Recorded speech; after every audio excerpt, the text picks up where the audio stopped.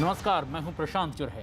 खतरनाक कोरोना के खिलाफ ये जंग अब भी जारी है, लेकिन इस जंग में हम सब की भी जिम्मेदारी है कि हम कोरोना नियमों का पालन करें और सबसे अहम ये मास्क लगाना ना भूलें। न्यूज़ 18 ने तो इसके लिए एक मुहिम भी शुरू की है, #मास्क पहनो इंडिया। ये मास्क हम तब तक ना उतारें जब तक ये तय ना कर लें कि हम लोगों से बिल्कुल अलग हैं, सुरक्षित जगह पर हैं, जैसे इस वक्त हम अपने स्टूडियो में मौजूद हैं। कोरोना के खिलाफ इस लड़ाई में इस समय ये मास्क ही हम सबका सबसे बड़ा हथियार है। और एक बड़ी खबर इस वक्त की उत्तराखंड से ये खबर आ रही है, जहां तीरथ सिंह रावत के इस्तीफे के बाद आज दोपहर 3 बजे देहरादून में बीजेपी विधायक दल की बेहद अहम बैठक होगी। न्यूज़ 18 के विक्रांत यादव की खबर है कि इस बैठक में ही बीजेपी विधायक दल का नेता चुना जाएगा। देहरादून में होने वाली इस बैठक में शामिल होने के लिए केंद्रीय मंत्री और उत्तराखंड के पर्यवेक्षक नरेंद्र सिंह तोमर भी देहरादून पहुंच चुके हैं। और इससे पहले कल देर रात तीरथ सिंह रावत ने राजभवन जाकर उत्तराखंड की राज्यपाल बेबी रानी मौर्य को अपना इस्तीफा सौंप दिया था। 10 मार्च को तीरथ सिंह रावत ने सीएम पद की शपथ ली थी और 4 महीने से भी कम वक्त में उन्हें इस्तीफा देना पड़ा है। तीरथ सिंह रावत के इस्तीफे के पीछे संवैधानिक संकट को वजह बताया जा रहा है।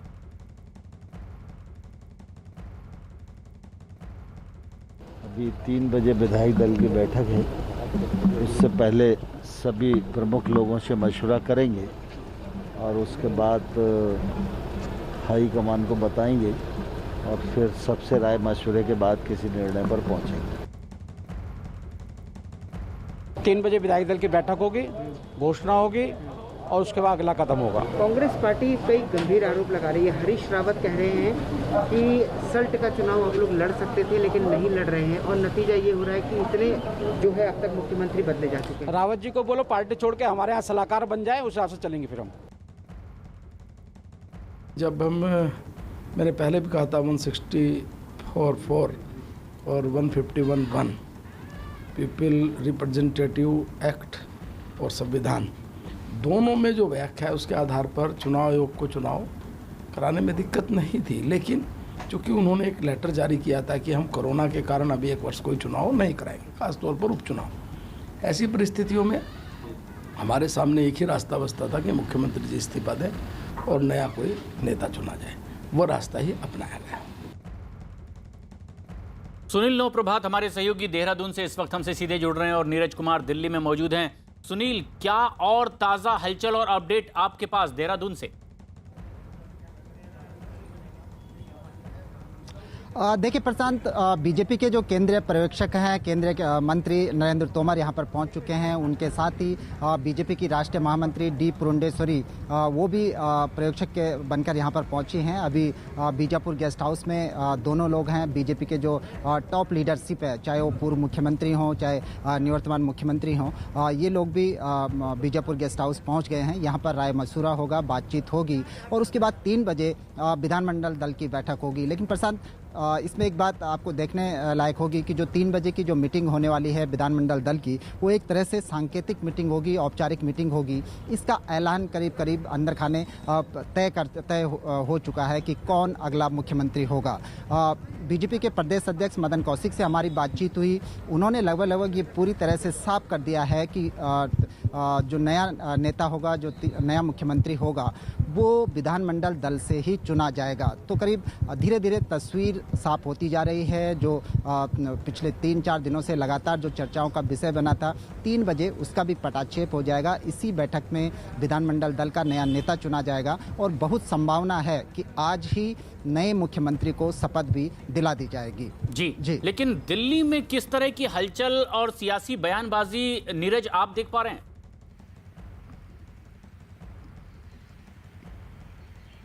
देखिए, विपक्ष की बात करें तो सियासी बयानबाजी यह है कि भारतीय जनता पार्टी के केंद्रीय नेतृत्व पर हमला किया जा रहा है कांग्रेस पार्टी की तरफ से कि आखिर ऐसी स्थिति क्यों पैदा की गई कि साल भर के अंदर चुनाव नहीं हो सकता और नया चेहरा बदल दिया गया और अब उनको हटाया जा रहा है जो कि विधायक नहीं थे और दूसरे विधायक को अब इस बात की संभावना है कि उनको राज्य का मुख्यमंत्री के तौर पे बनाया जाएगा। देखिए, पिछले 4.5 साल में तीसरे मुख्यमंत्री बनेंगे भारतीय जनता पार्टी से और अब से थोड़ी देर पहले कांग्रेस के वरिष्ठ नेता और महासचिव रणदीप सुरजेवाला ने तमाम उन लोगों की लिस्ट जारी की है जो बीजेपी शासन में लगातार कई चेहरे बदले गए। उत्तराखंड का उदाहरण देते हुए आपको याद होगा पिछली सरकार जब बीजेपी की थी तब भी कई चेहरे बदले गए थे और इस बार भी कई चेहरे बदले गए। बहरहाल भारतीय जनता पार्टी की कवायद चल रही है अपनी जगह की कौन मुख्यमंत्री होगा अगला, क्योंकि 7 महीने बाद जब विधानसभा के चुनाव होंगे तो भारतीय जनता पार्टी की ये पुरजोर कोशिश होगी कि चेहरा इतना दमदार हो कि वो राज्य में पार्टी को विधानसभा का चुनाव जिता सके। क्योंकि अगर पार्टी हारती है तो सवाल उठेगा कि लगातार जिस तरह से चेहरे बदल रही थी बीजेपी, इसलिए हार की एक वजह भी वही बनी। तो बीजेपी आलाकमान के लिए एक महत्वपूर्ण फैसला होगा ऐसे में, जबकि उन्होंने बदलने का फैसला किया है मुख्यमंत्री को। कांग्रेस भले ही सियासी आरोप लगा रही है, लेकिन इस्तीफे के बाद तीरथ सिंह रावत का बयान भी सामने आया जिसमें उन्होंने पद छोड़ने की वजह संवैधानिक मजबूरी बताया।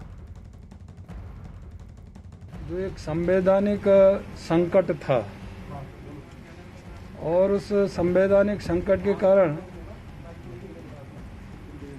उन स्थितियों को देखते हुए, मद्देनजर रखते हुए मैंने अपना इस्तीफा मुख्यमंत्री पद से देना उचित समझा और मैं अपने केंद्रीय नेतृत्व का, माननीय वरिष्ठ नेतृत्व का बहुत आभारी हूं और धन्यवाद करना चाहूँगा कि नेतृत्व ने मुझे समय समय पर विभिन्न दायित्व दिए। अपने इस्तीफे की वजह बताई है तीरथ सिंह रावत ने, लेकिन देहरादून में हमारे सहयोगी सुनील लगातार बने हुए। सुनील, कौन सा नाम है जो चुन लिया जाएगा जिस पर चर्चा हो रही होगी? क्या वहां से ताजा अपडेट मिल रही है इस वक्त? देखिए प्रशांत, जो कयास लगाए जा रहे थे कि इसमें सांसदों का नाम भी हो सकता है, लेकिन ये स्पष्ट हो चुका है प्रदेश अध्यक्ष के बयान से कि जो भी नया नेता चुना जाएगा वो विधानमंडल दल से ही नया नेता चुना जाएगा। आप ये देखेंगे कि ये बीजेपी का स्टेट हेडक्वार्टर है। सामने जो आपको दीवार दिख रही है ये सभागार है और यहीं पर ठीक 3 बजे बीजेपी विधानमंडल दल की मीटिंग होगी, उसमें नए नेता का नाम फाइनल कर लिया जाएगा। अभी तक जो विधानमंडल दल से जो नाम सामने आए हैं उनमें सतपाल महाराज हैं जो कैबिनेट मंत्री हैं, यहाँ पर टूरिज्म मिनिस्टर हैं, इसके अलावा राज्य मंत्री धन सिंह रावत हैं और कुमाऊं से कैबिनेट मिनिस्टर बिशन सिंह चुफाल हैं। तो ये 3 लोगों के नाम अभी प्रमुखता के तौर पर सामने आए हैं कि इनमें से किसी एक को नया नेता यानी कि उत्तराखंड में तीसरे मुख्यमंत्री की जिम्मेदारी सौंपी जा सकती है। बिशन सिंह चुफाल बहुत सीनियर लीडर बीजेपी के रहे हैं। वो पूर्व में प्रदेश अध्यक्ष रह चुके हैं बीजेपी के, कैबिनेट मिनिस्टर रह चुके हैं और वर्तमान में भी कैबिनेट मिनिस्टर हैं। तो ये भी माना जा सकता है कि बीजेपी इस प्रायोरिटी को भी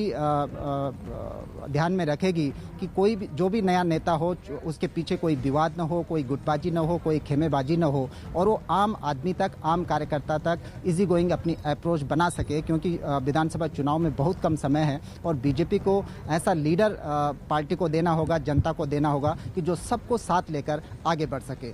जी बिल्कुल, लेकिन इस बीच जो लगातार खबरें आ रही है कि यहां विपक्ष भी हमलावर दिखाई देता है। नीरज, किस तरह की बात अब सामने आ रही है? जहां आप मौजूद हैं, कांग्रेस कैसे देख रही है?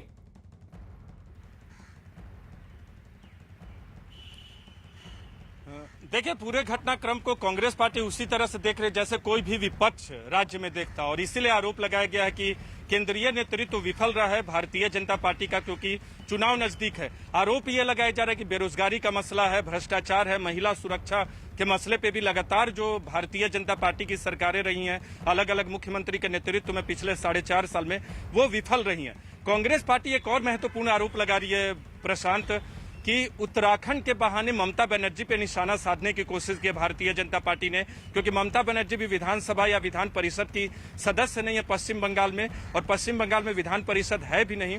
तो ऐसे में ममता बनर्जी को रोकने की एक साजिश भी हो सकती है। हालांकि ये आरोप भले है राजनीतिक आरोप, लेकिन इस आरोप में बहुत दम नहीं लगता, क्योंकि आने वाले वक्त में जो हमें खबरें हैं, चुनाव आयोग ममता बनर्जी को फैसिलिटेट करेगा कि वहां उपचुनाव हो और ताकि वो सदन की सदस्य बने। तो ये तमाम आरोप है विपक्ष की तरफ से, लेकिन महत्वपूर्ण मुद्दा जो है दोनों पार्टियों और तीनों पार्टियों की बात करें, बीजेपी, कांग्रेस और आम आदमी पार्टी भी एक महत्वपूर्ण पार्टी के तौर पे राज्य में चुनाव लड़ने जा रही है अगले विधानसभा चुनाव में, ये है कि अपनी तैयारी वो कैसे करेंगे। आज तो मुख्यमंत्री बदल जाएगा भारतीय जनता पार्टी का, लेकिन उसके बाद तीनों पार्टियों के लिए चुनौती होगी कि कितनी मजबूती के साथ अपने नेतृत्व को आगे रखें और चुनाव जीते। लेकिन इस बीच उत्तराखंड के पूर्व मुख्यमंत्री त्रिवेंद्र सिंह रावत ने तीरथ सिंह के इस्तीफे की वजह को संवैधानिक संकट बताया और इस बात का दावा किया कि शाम तक विधायक दल का नया नेता भी चुन लिया जाएगा। ये पूरा इसको आप किस तरीके से देखते हैं? नहीं, देखिए, ये कुल मिला के राजनीतिक घटनाक्रम है और कभी कभी घटनाक्रम इस तरह से घटित होता है कि तमाम तरह के बड़े परिवर्तन असंभावी हो जाते हैं। कुछ इसी तरह का इसमें भी हुआ है। यद्यपि बहुत बड़ा पेंच संवैधानिक संकट का था, क्योंकि एक साल से कम समय यहाँ पर चुनाव के लिए रह गया था और ऐसे में चुनाव आयोग ने जो निर्णय इस बीच लिए हैं, कोविड काल में लिए हैं और कई चुनाव स्थगित भी किए हैं, तो एक तरह से एक संकट था चुनाव आयोग के सामने और मैं समझता हूँ कि उसी क्रम में निर्णय लिया गया। बीजेपी से मैं मान सकता हूँ कि आप बीजेपी से डायरेक्ट कोई कमेंट पार्टी पर नहीं कर पाएंगे क्योंकि आप अभी खुद विधायक हैं, लेकिन लगातार मुख्यमंत्री बदलना एक मैसेज खराब नहीं हो रहा सर पार्टी का राज्य में? नहीं, देखिए, अगर अच्छा विकल्प आता है और कोई अच्छी गवर्नेंस देता है, अच्छा विकास का पथ देता है और एक विजन के साथ काम करता है, तो मैं समझता हूँ कि बहुत बड़ी समस्या नहीं। यद्यपि ये मैं मानता हूँ कि इसको जनता अच्छा नहीं मानती, बुद्धिजीवी भी अच्छा नहीं मानते, लेकिन फिर भी अगर एक अच्छा विकल्प आता है तो मैं समझता हूँ कि ये जो इस तरह की जो दिक्कतें हैं, इस तरह का जो एक मैसेज होता है बार बार बदलाव का, उसको कम किया जा सकता है। इस डोईवाला से विधायक आज विधायक दल की बैठक होगी तो आप इसमें मौजूद रहेंगे। जो बातें तलाशी जा रही है कि सियासी समीकरण, जातिगत समीकरण, क्षेत्रीय समीकरण, दो मुख्यमंत्री लगातार पौड़ी गढ़वाल से, आप भी पौड़ी गढ़वाल से ताल्लुक रखते हैं और तीरथ सिंह रावत पौड़ी गढ़वाल से और मैक्सिमम मुख्यमंत्री गढ़वाल से आए, आपको लगता है कि इस बार कुछ सियासी समीकरण फेरबदल हो सकता है सर? नहीं, देखिए, ऐसा कुछ नहीं। तो विधानमंडल दल को तय करना है कि किसको उनको अपना नेता बनाना है। विधानमंडल दल तय करता है कि उनका नेता कौन होगा और इसलिए विधायकों को ही इसके बारे में निर्णय लेना है। जब शाम को विधायकों की बैठक होगी तो विधायक उसमें निर्णय लेंगे। चर्चाएं ऐसी भी कि हो सकता है त्रिवेंद्र सिंह रावत को दोबारा सत्ता में वापसी करवाई जाए, ये राजनीतिक विश्लेषक भी कह रहे हैं और अंदर खाने इस तरह की चर्चाएं भी। आपको इसको लेकर क्या मानना है? नहीं, देखिए, मैंने बताया ना कि ये तो विधानमंडल दल को निर्णय लेना है, विधायकों को निर्णय लेना है कि किसको अपना नेता वो चुनते हैं। इस बीच उत्तराखंड कांग्रेस अध्यक्ष प्रीतम सिंह ने तीरथ सिंह रावत के इस्तीफे पर बीजेपी को घेरा। प्रीतम सिंह ने बीजेपी पर उत्तराखंड में राजनीतिक अस्थिरता पैदा करने का आरोप लगाया। उत्तराखंड के राजनीतिक घटनाक्रम पर हमसे बातचीत करने के लिए उत्तराखंड कांग्रेस के अध्यक्ष प्रीतम सिंह हैं। प्रीतम सिंह जी, कांग्रेस पार्टी कैसे देख रही है पूरे घटनाक्रम? देखिए, बड़ा स्पष्ट है कि जब 2017 का विधानसभा चुनाव हुआ था, उत्तराखंड के लोगों ने प्रचंड बहुमत से भारतीय जनता पार्टी को सत्ता सौंपने का काम किया, लेकिन सत्ता में बैठे हुए लोगों ने उत्तराखंड के लोगों की जन भावना का अनादर करने का काम किया।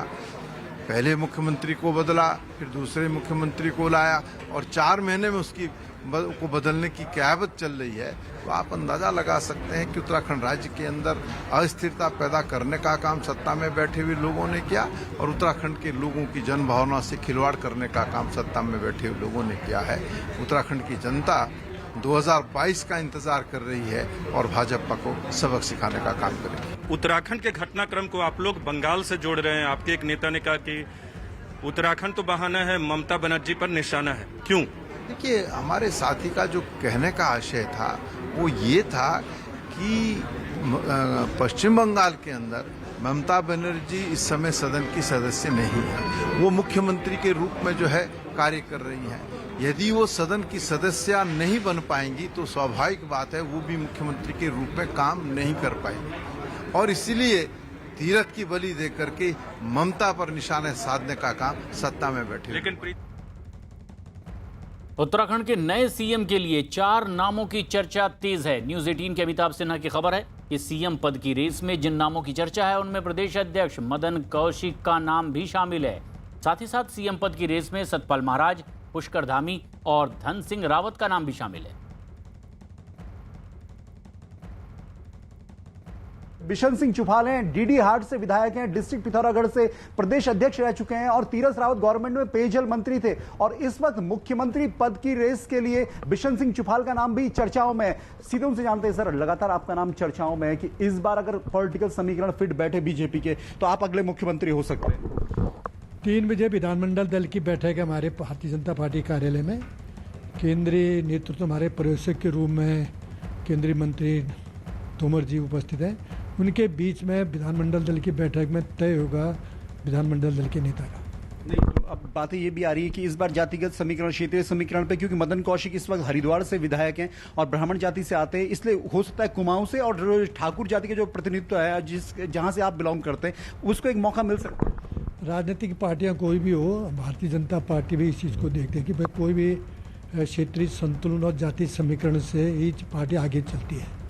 इसलिए जो भी पार्टी निर्णय करेगी वो तो प्रदेश के हित के लिए काम करेगी, प्रदेश के हित को देखते हुए पार्टी तय करेगी। जो हुआ पहले 9 मार्च को त्रिवेंद्र सिंह रावत ने इस्तीफा दिया, कल 2 जुलाई को तीरथ सिंह रावत ने इस्तीफा दे दिया, आप खुद प्रदेश अध्यक्ष रह चुके, आपको नहीं लगता कि बीजेपी के लिए लॉस हो रहा है उत्तराखंड में? भाजपा को कोई लॉस नहीं हो रहा है। भाजपा बिल्कुल 2022 में भारतीय जनता पार्टी की सरकार भारी बहुतों से मिलेगी। चाहे त्रिवेंद्र जी भी तो भारतीय जनता पार्टी के मुख्यमंत्री थे, विचारधारा भारतीय जनता पार्टी के थे, तीरथ जी भी भारतीय जनता पार्टी के ही, अब जो तीसरा बनेगा वो भी भारतीय जनता पार्टी। विचारधारा तो एक ही है, जो काम उन्होंने आगे बढ़ा के उसी काम को आगे बढ़ाना है। कांग्रेस ये कह रही कि मुख्यमंत्री राज्य का होता है, उसकी जिम्मेदारी पूरे राज्य की होती है। आप सिर्फ बीजेपी ये क्यों मान लेती है कि वो हमारे मुख्यमंत्री थे, हम बदल सकते हैं? वो तो पार्टी का अपना व्यवस्था है ना। पार्टी जब सरकार भारतीय जनता पार्टी की विचारधारा की सरकार है तो पार्टी तय करेगी किसको मुख्य। कांग्रेस को थोड़ी तय करना है, वो तो भारतीय जनता पार्टी तय करेगी। वो भारतीय जनता पार्टी की अपनी व्यवस्था है। तो आपको क्या लगता है सर, विधायकों में से होगा, सांसद होगा? क्योंकि पिछले सांसद आए, वहां जाके बीजेपी संवैधानिक संकट में फंस गई। वो तो 3 बजे पता चलेगा कि क्या सांसदों में हो या विधायकों में।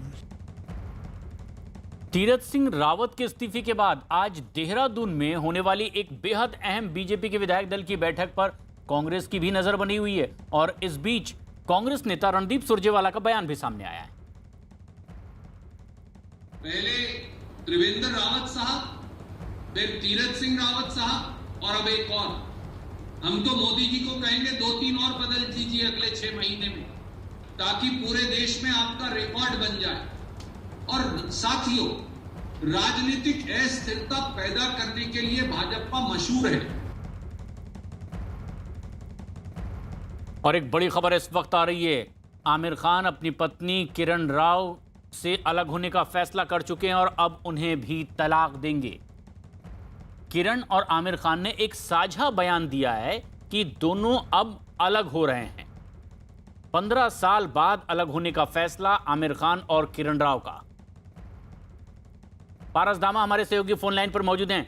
पारस, क्या बताया है इन्होंने अपने साझा बयान में?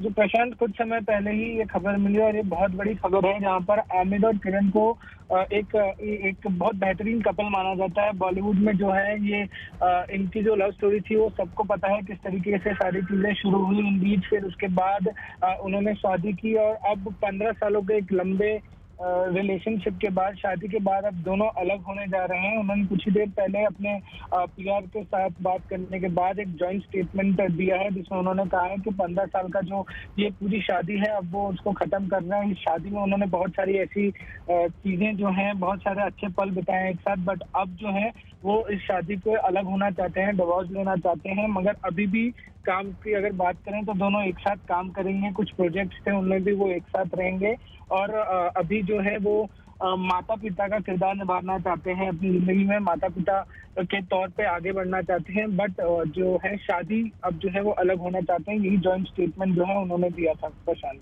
पारस, अपनी पर्सनल लाइफ में अब वो अलग अलग होना चाहते हैं, साझा बयान उन्होंने दिया, लेकिन प्रोफेशनल लाइफ में भी वो साथ रहे थे बहुत सारे। उसके बारे में कोई रोड मैप की जानकारी वो दे रहे थे साझा बयान में? जी बिल्कुल प्रशांत, उन्होंने जॉइंट स्टेटमेंट दिया है, उसमें ये भी कहा है कि वो अपनी पर्सनल लाइफ में जरूर अलग हो रहे हैं, बट प्रोजेक्ट्स के लिए वो एक साथ मिलते रहेंगे। कुछ प्रोजेक्ट जो है उन्होंने शुरुआत की थी, उस प्रोजेक्ट्स के लिए वो साथ में रहेंगे और आगे भी एक साथ काम करते रहेंगे। किरण राव और आमिर खान, यही जो जॉइंट स्टेटमेंट है, उन दोनों ने जॉइंट स्टेटमेंट में यही चीजें कही हैं कि वो पर्सनल लाइफ में जरूर अलग हो गए हैं, मगर जो प्रोफेशनल लाइफ है उसमें एक साथ काम करते रहेंगे और कुछ प्रोजेक्ट्स जो उन्होंने शुरू किए थे एक साथ, उस पर भी लगातार जो है वो काम करते रहेंगे। और ऐसे में जबकि अब उन्होंने अलग होने का फैसला किया है, तो साझा बयान में वो क्या बता रहे हैं आगे, ये कब तक की ये पूरी प्रक्रिया इनकी कंप्लीट होगी, इस बारे में क्या उन्होंने विस्तार से जानकारी दी है? प्रशांत, इस बारे में अभी तक विस्तार से जानकारी नहीं दी गई है, मगर बहुत जल्द ही ये पूरा प्रोसेस जो है डिवोर्स का वो शुरू कर दिया जाएगा और आगे की जानकारी जो है वो ऑफिशियली कुछ समय में मिल सकती है इस बारे में। अभी के लिए सबसे बड़ी खबर यही है कि आमिर और किरण राव ने लिया है और पूरी जो प्रोसेस है वो बहुत जल्द जो है शुरू कर दिया जाएगा। ये बेहद अहम खबर, आमिर खान और उनकी पत्नी किरण राव ने अलग होने का फैसला किया है, 15 साल बाद वो अलग होंगे। एक बड़ी खबर इस वक्त आ रही है दरभंगा धमाके से जुड़ी हुई। उत्तर प्रदेश के शामली में गिरफ्तार मोहम्मद सलीम अहमद उर्फ हाजी सलीम और कफील को लेकर के एनआईए की टीम अब पटना पहुंची और थोड़ी देर में दोनों आरोपियों को कोर्ट में पेश किया जाएगा। न्यूज़ 18 के चंद्रमोहन कुमार की खबर है कि एक दिन पहले ही उत्तर प्रदेश के शामली से सलीम और कफील को गिरफ्तार किया गया था। कोर्ट में पेशी से पहले ही दोनों आरोपियों को अस्पताल ले जाया गया, जहां दोनों का कोरोना टेस्ट हुआ है। सूत्रों के मुताबिक जांच में पता चला कि दोनों ही दरभंगा धमाके के मुख्य साजिशकर्ता थे। एनआईए कोर्ट से अब दोनों आरोपियों को रिमांड पर लेने की मांग भी करेगी। दरभंगा पार्सल ब्लास्ट मामले में उत्तर प्रदेश के शामली से गिरफ्तार सलीम और कफील को लेकर एनआईए की टीम अभी पटना पहुंची है और आप तस्वीरों में साफ तौर पर देख सकते हैं पटना एयरपोर्ट से निकलते हुए साफ तौर पर एनआईए यह मान रही है कि यही दोनों मास्टरमाइंड है जिन्होंने दरभंगा पार्सल ब्लास्ट की साजिश रची थी और अभी इनको पटना एयरपोर्ट से एनआईए कोर्ट ले जाया जाएगा। तस्वीरों में भी आप साफ तौर पर देख सकते हैं एटीएस की टीम साथ में मौजूद है। सीआईएसएफ के जवान अभी इनको बाहर निकाल रहे हैं दोनों को, और यही दोनों वो शख्स हैं जिन्होंने दरभंगा पार्सल ब्लास्ट की साजिश रची थी। और साथ ही एनआईए जांच में यह पता चला है कि सलीम के पास पाकिस्तान से 1,60,000 रुपये हवाला के जरिए पहुंचा था और उसी पैसे के जरिए इस ब्लास्ट के लिए सामान खरीदे गए थे और उसके बाद यहाँ पर जो पार्सल भेजा गया था उसमें विस्फोटक रखा गया था। तो अभी इन दोनों को यहाँ से ले जाया जा रहा है एनआईए कोर्ट और फिर वहाँ पर पेशी के बाद जो एनआईए की टीम है, जो एनआईए के वकील हैं, रिमांड मांगेंगे और रिमांड मिलने के बाद फिर इनसे आगे पूछताछ की जाएगी। तो अभी इनको पटना एयरपोर्ट से जो एनआईए और एटीएस की टीम है वो लेकर कोर्ट की ओर जा रही है और फिर पेशी के बाद रिमांड जब मिलता है तो आगे पूछताछ की जाएगी। तो जो ये दोनों शख्स उत्तर प्रदेश के शामली से गिरफ्तार हुए हैं, ये इन्हीं को एनआईए मास्टरमाइंड मान रही है और सलीम जो कई बार पाकिस्तान जा चुका है, इसी के जरिए ये पूरी साजिश रची गई थी। कैमरामैन सोनी के साथ चंद्रमोहन कुमार, पटना, न्यूज़ 18 इंडिया। चंद्रमोहन कुमार हमारे सहयोगी पटना में मौजूद हैं और जनक दवे अहमदाबाद से हमसे सीधे जुड़ रहे हैं। चंद्रमोहन, अब मेडिकल पड़ताल इनकी हो चुकी है, जांच के बाद आगे की कार्रवाई और किस तरह की उम्मीद? बिल्कुल, देखिए सलीम को पहले एटीएस हेडक्वार्टर से गार्डिनर रोड अस्पताल ले जाया गया था, जहां वहां प्राइमरी चेकिंग के बाद फिर यहां पर आईजीआईएमएस हॉस्पिटल लाया गया है, जहां पर उनकी जांच चल रही है और फिर यहां से एटीएस हेडक्वार्टर ले जाकर फिर वहां से एनआईए कोर्ट ले जाया जाएगा, जहां पर इनकी पेशी होगी। और पेशी के दौरान जो एनआईए के वकील हैं वो रिमांड मांग सकते हैं और रिमांड जब मिल जाएगा कोर्ट की ओर से तो फिर आगे की पूछताछ होगी, जिसमें कई अहम खुलासे हो सकते हैं, क्योंकि सलीम ही दरभंगा स्टेशन पर जो पार्सल में ब्लास्ट हुआ था उसका मास्टरमाइंड माना जा रहा है। और एनआईए की जांच में अब तक जो बातें सामने आई है उसमें यह जाहिर हो चुका है कि पाकिस्तान से हवाला के जरिए 1,60,000 रुपये इसी सलीम के पास भेजा गया था, जहां जो ये दरभंगा से 2 लोग जिनकी गिरफ्तारी हुई है उनको ये पैसा दिया गया था और फिर उसी के जरिए पार्सल बुक किया गया था। सिकंदराबाद दरभंगा स्पेशल ट्रेन था उसमें, और यह साजिश रची गई थी कि जैसे ही ट्रेन वहां से खुलेगी, जब रफ्तार में ट्रेन आएगी, उसके बाद फिर उसमें धमाका होगा और पूरी ट्रेन बर्निंग ट्रेन में तब्दील हो जाएगी। लेकिन ऐसा नहीं हो सका और पार्सल जैसे ही दरभंगा स्टेशन पर उतरा तो फिर उसको रखते समय धमाका हुआ, जब वहां पर अफरा तफरी मच गई थी। और जब इस पूरे मामले की जांच शुरू हुई तो शुरू में जीआरपी, एटीएस और फिर जब एनआईए ने जांच शुरू की तो इसमें एक के बाद एक कई अहम खुलासे हुए, जिसमें 2 लोग हैदराबाद से गिरफ्तार हुए तो 2 लोग उत्तर प्रदेश के शामली से गिरफ्तार हुए हैं, जिसमें सलीम और कफील को आज एनआईए कोर्ट में पेश किया जाएगा। और सलीम को अभी आईजीआईएमएस हॉस्पिटल लाया गया है, जहां उसका मेडिकल चेकअप चल रहा है अभी, और इसके बाद कोर्ट में भी पेश किया जाएगा। जनक, लेकिन ये एक बड़ी आतंकी साजिश थी, किस तरह से अब तक कुछ चीजों का पर्दाफाश हो पाया है? देखिए, इसमें अब चेहरे जो हैं वो बिल्कुल क्लियर हो गए हैं कि कौन कौन लोग बड़े प्रमुख तौर पे शामिल थे और कैसे ये सीमा पार से साजिश रची गई। लश्कर का किस तरीके से इसमें किरदार रहा और उत्तर प्रदेश के ही जो प्रमुख हैं 6 लोग, उन्होंने ही बड़ी कॉन्स्पिरेसी को अंजाम दिया। वो कराची में 2 बैठे, वो इकबाल खाना और उसका रईस खाना, वो 2 लोग हैं, या फिर उत्तर प्रदेश के ही कोरोना जो शामली से रहने वाले हैं वो काजी सलीम और काफिल हैं, या फिर जो तेलंगाना में जो हैदराबाद में जो लोग बैठे थे 2 इमरान और नासिर, ये लोग हैं। दरअसल ये एक ही मॉड्यूल के अलग अलग किरदार है, सबको एक भूमिका अपनी अदा करनी थी। इनको लश्कर तोयबा किसी भी तरीके से इस मॉड्यूल को अंजाम देने की फिराक में था, तो उसको टेक्निकल असिस्टेंस जो, और ये तफ्तीश इसलिए भी लगातार जारी है। और एक और अहम खबर दरभंगा मामले से ही जुड़ी हुई, न्यूज 18 के जनक दवी की खबर है कि दरभंगा पार्सल धमाका मामले में गिरफ्तार नासिर से पूछताछ में कई अहम जानकारियां सामने आई है। सूत्रों के मुताबिक नासिर ने बताया कि इकबाल खाना ने उसे ऑनलाइन बम बनाने की ट्रेनिंग दी थी और उसका मकसद टाइम बम बनाना था, और इसके लिए डेटोनेटर के फटने से पहले ही सर्किट को फ्लेम मिलना भी ज़रूरी है। ऐसे में इसके लिए नाइट्रिक एसिड और सल्फ्यूरिक एसिड को मिलाना पड़ता है। दोनों कैसे मिले और कितनी देर में मिले, इसके लिए नासिर ने भी एक रास्ता निकाला और उसे दोनों के बीच एक कागज रखने को कहा। क्या माना जा रहा है कि ऐसा करने पर कागज एसिड की वजह से कुछ देर में जल जाता और दोनों एसिड मिल जाते। ऐसा होते ही धमाका होता।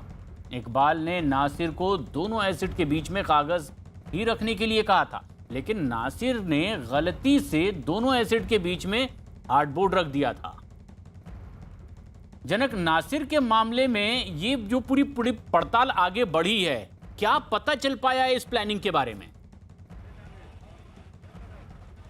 दरअसल ये प्लानिंग देखो एग्जीक्यूट करना था। नासिर सही तरीके से जब ये धमाका हुआ नहीं तब इमरान और उनकी बात हुई, उसका इलेक्ट्रॉनिक सर्वेलेंस भी निकाला जा रहा है। तो उसमें इमरान ने पूछा कि क्या किया, क्यों धमाका नहीं हुआ, तो दरअसल उसने बोला कि मैंने बोर्ड रखा था। तब ये सारी जानकारी एनआईए के सामने शेयर की। दरअसल काजीपेट से पहले तक ही धमाका करना था, लेकिन काजीपेट गुजर गया ट्रेन और दरभंगा पहुंच गई, तब तक धमाका नहीं हुआ। तो इनको भी आश्चर्य हुआ कि कहीं ना कहीं चूक ज़रूर रह गई, और तो चूक बिल्कुल वही थी जब उसने इमरान को बताया कि उसने हार्डबोर्ड रखा था वहाँ पर, क्योंकि कोरोजन जो होना चाहिए था वो पेपर होता तो जल्दी हो जाता। जो 2 घंटे का सफ़र है उसके बीच में ही कोरोजन हो जाता, वो पेपर जल जाता, फ्लेम मिल जाता। क्योंकि किसी भी बम के लिए आपको ऑक्सीडाइज़र या और लिक्विड, जिसको वो दोनों ज़रूरत होती है, तो ऑक्सीडाइज़र के तौर पर एमोनियम नाइट्रेट तो था ही वहाँ पर, और फ्लेम में जहाँ पर था तो इसमें सल्फ्यूरिक एसिड था। तो ये जब मिलना था वो कोरोजन की वजह, और ख़ासतौर जो पेपर रखना था उसकी जगह पर हार्डबोर्ड रख दिया, ये उसकी चूक रह गई, और इसी के चलते वो धमाका नहीं हुआ। यानी एक बड़ी आतंकी साजिश थी जो नाकाम हुई है। लेकिन दरभंगा रेलवे स्टेशन पर हुए धमाके से जुड़ी एक और बड़ी खबर आ रही है। बिहार के दरभंगा पार्सल धमाका मामले में गिरफ्तार इमरान और नासिर को 9 जुलाई तक रिमांड पर भेज दिया गया है। एक दिन पहले ही दोनों को हैदराबाद से पटना लेकर आया गया और फिर एनआईए कोर्ट में पेश किया गया है। कोर्ट ने 7 दिन के रिमांड पर भेजे जाने का आदेश दिया और दोनों आरोपियों को पटना के बेऊर जेल भेजा गया, जहां दोनों एनआईए की निगरानी में। आज एनआईए की टीम दोनों से पूछताछ करेगी। दरभंगा में हुए पार्सल धमाके के बाद अब पुलिस भी पूरी तरह से चौकस हो गई। पुलिस ने दरभंगा शहर में चेकिंग अभियान चलाया है। इस अभियान में दरभंगा पुलिस ने खास दस्ते तैयार किए और शहर में आने जाने वाली गाड़ियों को रोका गया और उनकी जांच पड़ताल की गई। इतना ही नहीं, बाइक सवार लोगों को भी रोक करके उनसे पूछताछ की गई है। पुलिस ने दावा किया कि दरभंगा स्टेशन पर हुए धमाके के बाद अब किसी तरह की कोई कोताही बरतने की गुंजाइश नहीं है और इसीलिए यह अभियान चलाया जा रहा है और छानबीन की जा रही है। चंद्रमोहन हमारे सहयोगी लगातार हमारे साथ बने हुए हैं। चंद्रमोहन, इसके बाद एहतियात तो देखी जा सकती है कि पूरे शहर भर में है, लेकिन ताजा क्या स्थिति बनी हुई है? क्या आगे भी इस तरह की कोई और आशंका बरकरार है? बिल्कुल, देखिए, इन चारों लोगों की गिरफ्तारी के बाद जो भी एजेंसियां हैं, जांच एजेंसियां हैं, वो चौकस हैं और उसके साथ ही सभी जिले को हाई अलर्ट भी किया गया था उसके बाद से ही, तो इसलिए ये जांच लगातार चल रही है। लेकिन इमरान और जो उसके भाई हैं, उन दोनों को अभी एटीएस हेडक्वार्टर में रखा गया है और उनसे पूछताछ शुरू हो चुकी है। आज सुबह में एटीएस की एक टीम एनआईए के साथ पहुंची थी पटना बेऊर जेल और उसके बाद दोनों भाइयों को साथ लेकर एटीएस हेडक्वार्टर पहुंची है, जहां उनकी पूछताछ चल रही है। तो वहीं जो इन दोनों की गिरफ्तारी उत्तर प्रदेश के शामली जिले से हुई है, इन लोगों को भी यहां पटना एयरपोर्ट पर लाया गया है। कफील को और सलीम को अभी पटना के आईजीआईएमएस में रखकर उनकी मेडिकल चेकअप चल रही है। तो वहीं सलीम अभी जो है वो जांच में है और इनके साथ जो इनके बेटे मौजूद थे वो अभी एटीएस हेडक्वार्टर में है। तो इन दोनों को कोर्ट में पहले पेशी होगी और उसके बाद जब रिमांड मिलता है तो चारों लोगों से एनआईए की टीम पूछताछ करेगी। अभी ये लोग एटीएस और एनआईए की जो टीम है इन लोगों के बीच मौजूद हैं और जो 2 लोग जिनकी गिरफ्तारी हैदराबाद से हुई थी, उनको आज सुबह जब एटीएस की टीम लेकर यहां पर एनआईए के साथ पहुंची है एटीएस हेडक्वार्टर, तो उन लोगों से पूछताछ शुरू की जा चुकी है और उनसे कई अहम खुलासे भी हो सकते हैं, क्योंकि कई ऐसे शख्स हैं जिनका नाम अभी सामने आना बाकी है। और एटीएस साफ तौर पर यह मान रही है, एनआईए साफ तौर पर मान रही है कि जब यह दरभंगा स्टेशन पर धमाका हुआ था, उस वक्त एक शख्स 12 मिनट तक तकरीबन फोन पर लगातार बात करते रहा और काफ़ी अफरा तफरी में था। वो कभी जहां ब्लास्ट हुआ था वहां पहुंचता था, कभी स्टेशन से बाहर निकलता था और वो लगातार फोन पर मौजूद।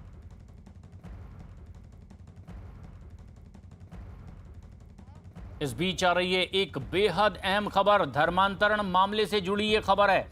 दिल्ली से आ रही ये खबर, धर्मांतरण के मामले में गिरफ्तार उमर गौतम और दिल्ली के घर पर ईडी ने जो उनके छापेमारी की है, ये छापेमारी जामिया इलाके में की गई है जहां पर उमर गौतम का घर है।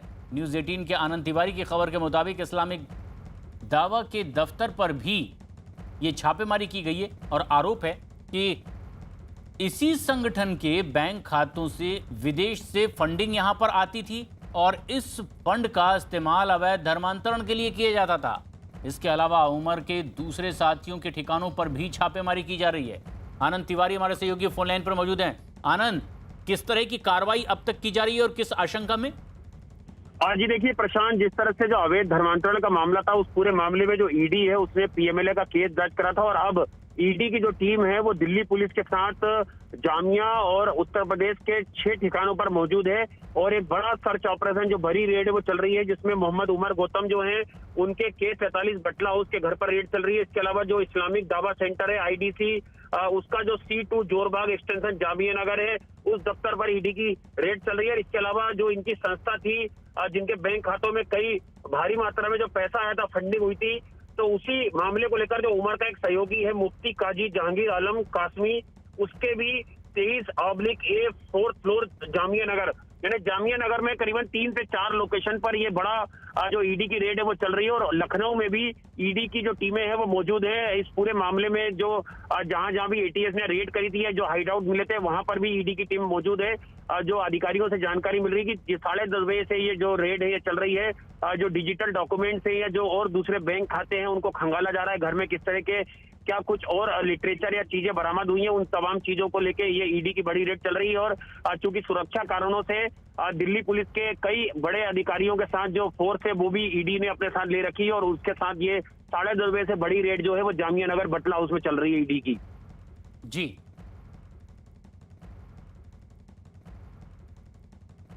और ईडी की ये छापेमारी लगातार जारी है धर्मांतरण के मामले में, और अब पता लगाने की भी कोशिश की जा रही है कि किस तरह से यहां अवैध फंडिंग हो रही थी।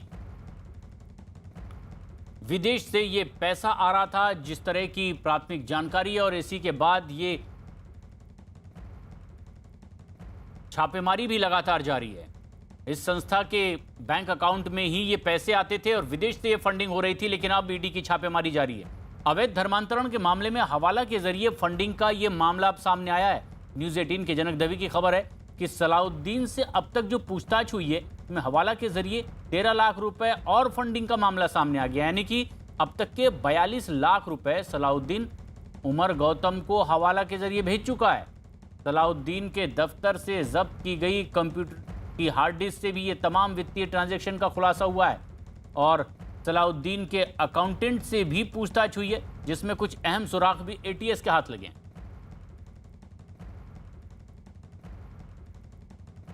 अवैध धर्मांतरण के मामले में गिरफ्तार सलाउद्दीन शेख से एटीएस को अभी और कई राज उगलवाने, और इसीलिए एटीएस ने कोर्ट से सलाउद्दीन के रिमांड की मांग भी की है। एटीएस की इस याचिका पर आज लखनऊ की कोर्ट में सुनवाई होगी। कल सलाउद्दीन को कोर्ट में पेश किया गया था और इसके बाद कोर्ट ने उसे न्यायिक हिरासत में भेज दिया है। गुजरात से गिरफ्तार सलाउद्दीन को कल लखनऊ लाया गया है, और अब तक की जांच में अवैध धर्मांतरण के मामले में सलाउद्दीन और उमर गौतम के बीच में फंडिंग का सीधा कनेक्शन भी सामने आया।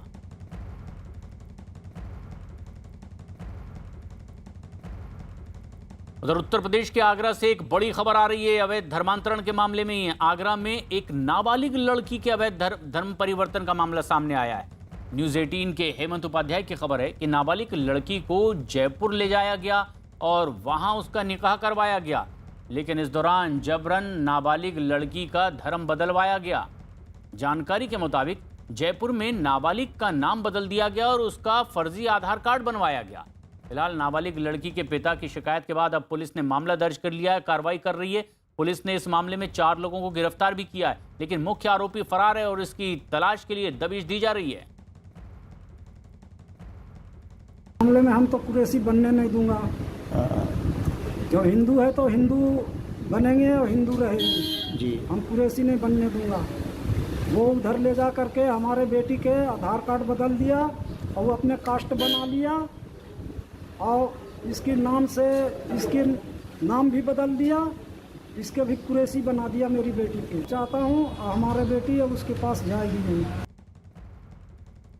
लड़की जिसकी उम्र लगभग 16-17 साल की है, उसके परिवारजनों ने थाने पे आके कंप्लेंट दी थी कि कोई व्यक्ति ने जिसका नाम कासिम कुरैशी है उनकी बेटी को लेके गया था और जो है इन्होंने बाद में शादी भी की थी। 4 लोगों की गिरफ्तारी इसमें की गई थी अपनी आइडेंटिटी को छुपा के 420 करना इत्यादि के मामले में, और जो मेन अभियुक्त है उसकी तलाशी हेतु टीम को रवाना किया गया है।